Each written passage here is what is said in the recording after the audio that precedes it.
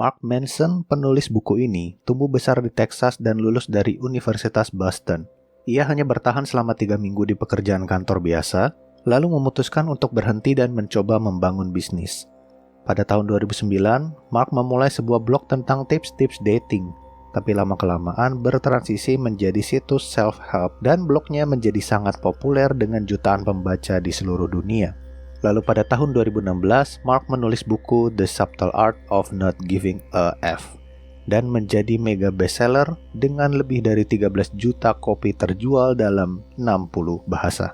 Oleh karena itu, Menggali Diri kali ini akan membahas sebuah buku yang berjudul The Subtle Art of Not Giving a F karya Mark Manson. Kita akan meringkas buku ini menjadi 7 poin penting yang nantinya akan membantu kita bagaimana menempatkan diri kita supaya kita bisa lebih tidak peduli dengan omongan orang lain. Mari kita mulai bagian yang pertama, kesadaran diri. Kita semua ingin hidup tenang dan tidak terlalu peduli dengan pendapat orang lain. Mungkin jika kita bisa belajar untuk tidak peduli, maka kita akan menjalani hidup lebih jujur dan lebih berani. Pada bagian pertama ini, kita belajar bahwa kunci untuk peduli lebih sedikit adalah nilai-nilai yang kita anggap penting. Nilai-nilai ini mempengaruhi keyakinan, penilaian, emosi, dan tindakan kita. Nilai-nilai yang kita pegang akan mempengaruhi seluruh kehidupan kita. Lalu sebenarnya apa nilai yang selama ini kita pegang? Mungkin kebanyakan dari kita pasti bingung gimana mengetahui nilai yang kita pegang. Tetapi kita dapat menemukannya dengan melakukan beberapa latihan. Seperti 1. Merasakan emosi kita. Banyak orang tidak menyadari apa yang terjadi di dalam diri mereka. Makanya, memperhatikan apa yang kita rasakan sangat penting untuk kesadaran diri. Kita dapat mengingat kapan terakhir kali kita merasakan emosi yang kuat. Seperti kapan ketika kita marah besar atau menangis. Lalu bagaimana perasaan itu terasa di tubuh kita. 2. Perhatikan apa yang menyebabkan emosi itu. Apa yang memicu perasaan tersebut? Misalnya ketika kita direndahkan oleh orang lain atau kita dihianati oleh orang yang kita percaya. 3. Telusurilah mengapa kita bereaksi secara emosional. Langkah terakhir ini akan mengungkapkan salah satu nilai-nilai bawah sadar kita yang mungkin melibatkan keyakinan atau penilaian tertentu. Misalnya, mungkin kita merasa direndahkan oleh orang lain karena orang tersebut berkata-kata dengan intonasi yang tinggi. Padahal ada banyak faktor yang menyebabkan itu. Misalnya memang logat orang tersebut seperti itu. Yang kedua, pilihlah nilai yang tepat untuk hidup kita.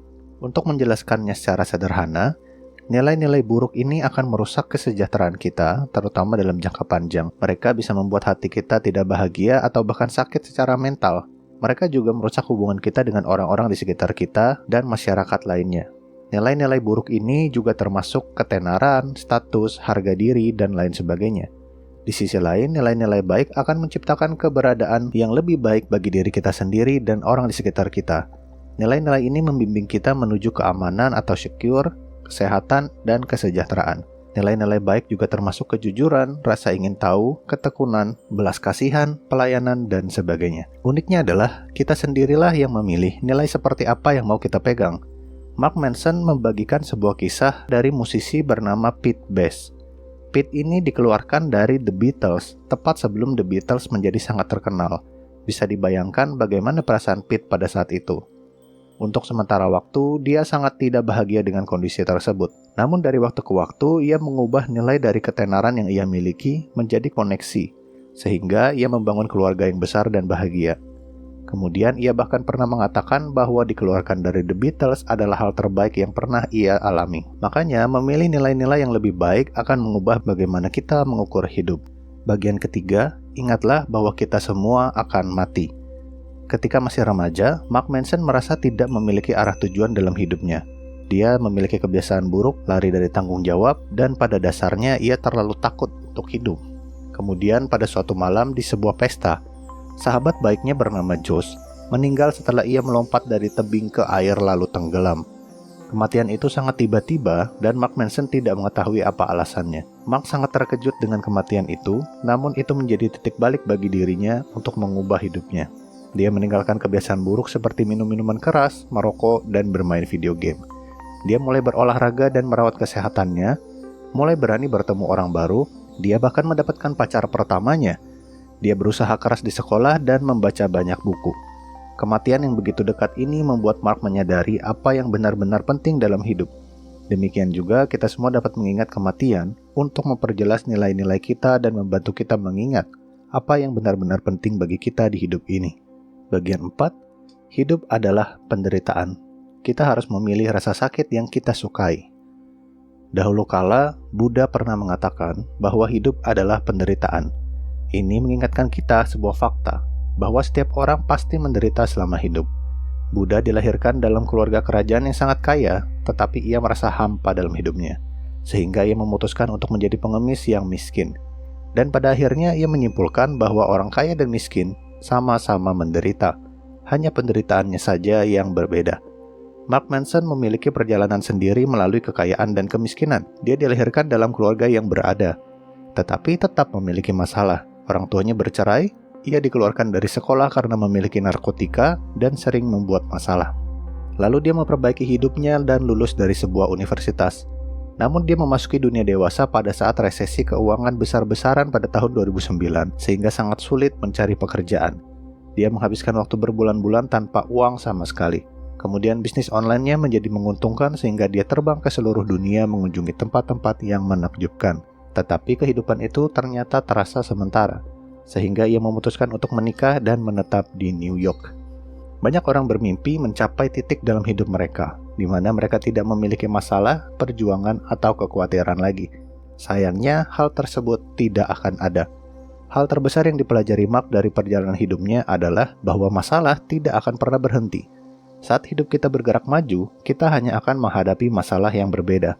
Contoh sederhana, orang yang single menderita karena kesendirian, tetapi yang menikah juga menderita karena pernikahannya.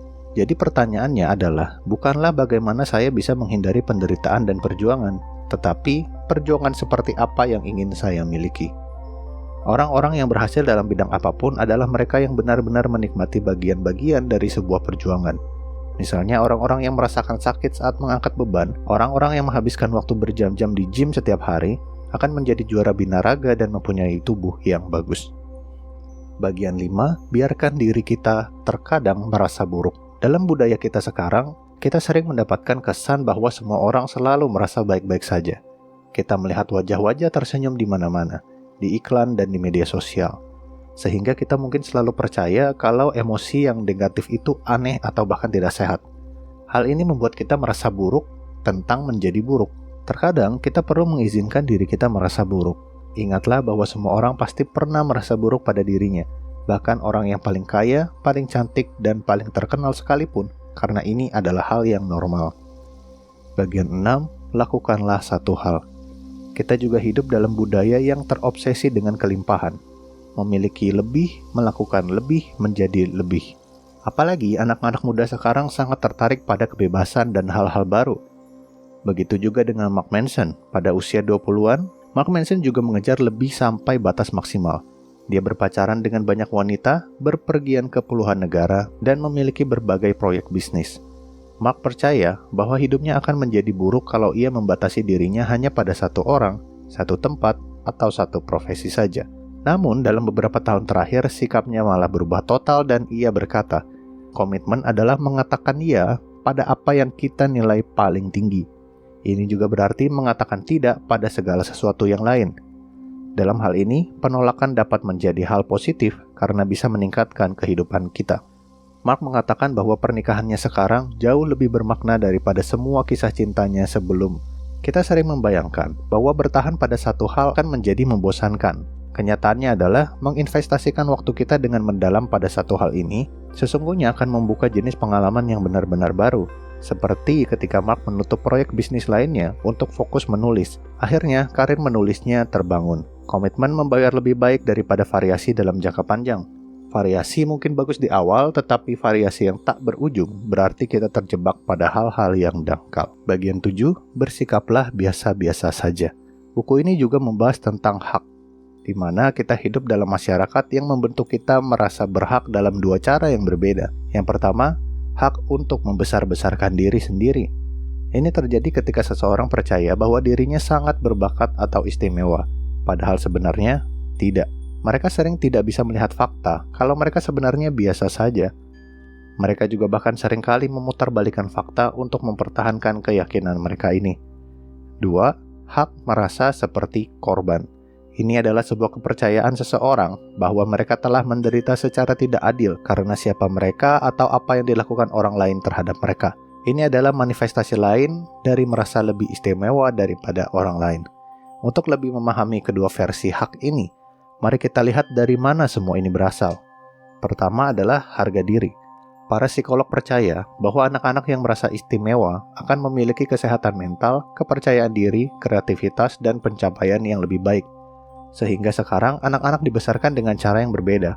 Mereka menerima lebih banyak dorongan, pujian yang dilebih-lebihkan, hingga berbagai piala dan penghargaan. Namun secara logis, tidak mungkin bagi semua orang menjadi spesial. Hal inilah yang membuat mereka membesar-besarkan diri, sehingga mereka tidak dapat mengenali kelemahan atau aspek negatif mereka. Penyebab kedua adalah media. Untuk mendapatkan perhatian di media sosial, kita harus sangat istimewa, sedangkan orang biasa hanya akan diabaikan. Namun ternyata ada cara lain untuk menjadi istimewa juga, yaitu dengan menjadi korban yang teraniaya. Orang-orang yang menderita ketidakadilan besar juga menerima dukungan dan perhatian yang besar. Jadi orang-orang juga akan percaya bahwa menjadi korban yang teraniaya akan menawarkan manfaat yang unik dibandingkan dengan menjadi orang biasa. Lalu apa solusinya jika kita mengalami hal ini dan mulai menyalahkan orang lain atas keadaan kita? Jawabannya adalah kita harus menerima bahwa kita biasa-biasa saja. Kita semua rata-rata dalam kebanyakan hal dan itu baik-baik saja.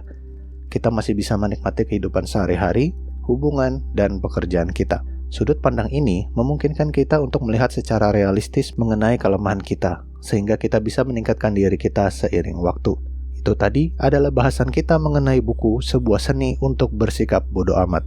Buku yang luar biasa mengajarkan kita banyak hal tentang penerimaan diri dan mempelajari penyebab mengapa kita seringkali sakit hati terhadap orang lain. Dan jika kalian menyukai konten seperti ini, jangan lupa untuk share ke teman-teman kalian juga.